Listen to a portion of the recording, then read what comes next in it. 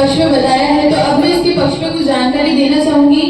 ये मेरे अपने मत है पक्ष में जो मैं आपको बताना चाहूंगी। एक राष्ट्र एक चुनाव का मतलब यह है कि एक मतदाता एक ही दिन सरकार के समस्त चुनाव में अपना वोट डालेंगे। इसलिए सभी साथ में चुनाव कराए जाने वाले को हम एक राष्ट्र एक चुनाव कहते हैं। आजादी के ठीक बाद लोकसभा और राज्य विधानसभाओं के चुनाव आयोजित एक साथ कराए गए थे। यह 1955, 1957, 1962 और 1967 के चुनाव के लिए सही था, परंतु इसे बाद में बंद कर दिया गया था क्योंकि 1968 और 1969 के चुनावों में किसी कारण से राज्य विधानसभाओं को भंग कर दिया गया था। आज वर्तमान में लोकसभा और राज्य विधानसभाओं के चुनाव अलग अलग कराए जाते हैं। यह तब होते हैं जब या तो सरकार का 5 साल का कार्यकाल समाप्त हो जाए या फिर विधायिका किसी कारण से भंग हो जाए। उदाहरण के लिए राजस्थान 2018 में चुनाव कराए गए थे, जबकि तमिलनाडु में 2021 में कराए गए थे। 2015 में संसदीय स्थायी समिति उनकी 19वीं रिपोर्ट के आधार पर इस बात पर जोर दिया गया था कि एक साथ चुनाव कराए जाने चाहिए और 2016 में पीएम नरेंद्र मोदी ने भी ये बताया था कि एक साथ चुनाव कराए जाने चाहिए और उन्होंने इस बारे में अपने विचार दिए थे।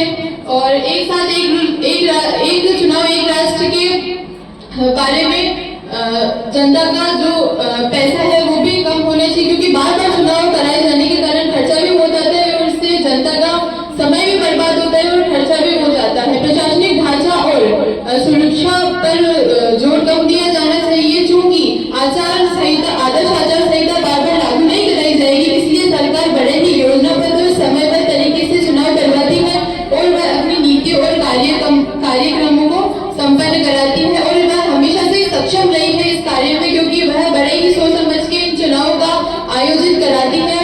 और यदि चुनाव ना हो तो हम किसी भी लोकतंत्र की कल्पना नहीं कर सकते, क्योंकि वह लोकतंत्र रहेगा ही नहीं।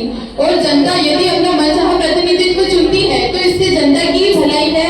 वह अपनी मनचाही सरकार चुने, अपना मनचाहा प्रतिनिधित्व चुने, मनचाहा कानून जो भी है उसका पालन करे, तो वह फिर खुशी खुशी पालन करेगी, क्योंकि वह सब उसका मनचाहा होगा। और मेरे बेटे हुए प्यारी बहनें, मैं अपने विषय एक राष्ट्र और एक चुनाव के आधार पर एक विपक्ष की ओर से तर्क बता रही हूँ। एक राष्ट्र एक चुनाव, एक राष्ट्र और एक चुनाव भारत देश में नहीं होना चाहिए, क्योंकि इसके बहुत ही दुष्परिणाम हमारे सामने है, जिसे मैं अपने विपक्ष की ओर से बताना चाहूंगी। सर्वप्रथम व्यावहारिक चुनौतियां। भारत एक विशाल विविधतापूर्ण देश है तथा यहाँ एक साथ चुनाव नहीं किए जा सकते हैं। केंद्र और राज्य प्रदेशों में चुनाव कराना एक तथा सावधानी पूर्वक योजना तथा संसाधनों की आवश्यकता पड़ेगी। एक राष्ट्र एक चुनाव करने के लिए वांछित शासन, लागत, प्रशासनिक व्यवस्था और सामाजिक सामंजस्य की जैसी व्यवस्था लागू करनी पड़ेगी। यदि ये व्यवस्था लागू हुई तो इन्हीं कारण इन लागतों में भी कमी आ जाएगी। इनका सबसे ज्यादा दुष्परिणाम छोटी पार्टियों और क्षेत्रीय पार्टियों को पड़ेगा। छोटी पार्टियां क्षेत्रीय मुद्दों के लिए चुनाव लड़ती है। छोटी पार्टियों को किस प्रकार पड़ेगा? भारत में ऐसी कई छोटी पार्टियां हैं जो क्षेत्रीय चुनावों के लिए ही चुनाव लड़ती है तथा एक राष्ट्र और एक चुनाव अगर लागू हुआ तो छोटी पार्टियों का अस्तित्व भी खतरे में आ जाएगा। अस्तित्व खतरे में आ जाएगा तो उन पार्टियों का कोई सारांश नहीं निकलेगा तथा राजकीय स्तर की पार्टियों को भी उनसे काफी फायदा प्राप्त होता है छोटी पार्टियों से। उसके बाद हम बात करते हैं क्षेत्रीय पार्टियों का भी अस्तित्व खतरे में।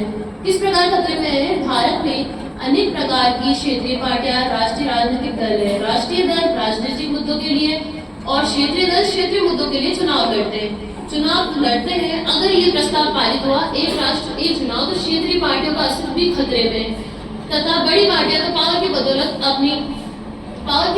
अपनी चुनाव में लाभ उठा सकती है।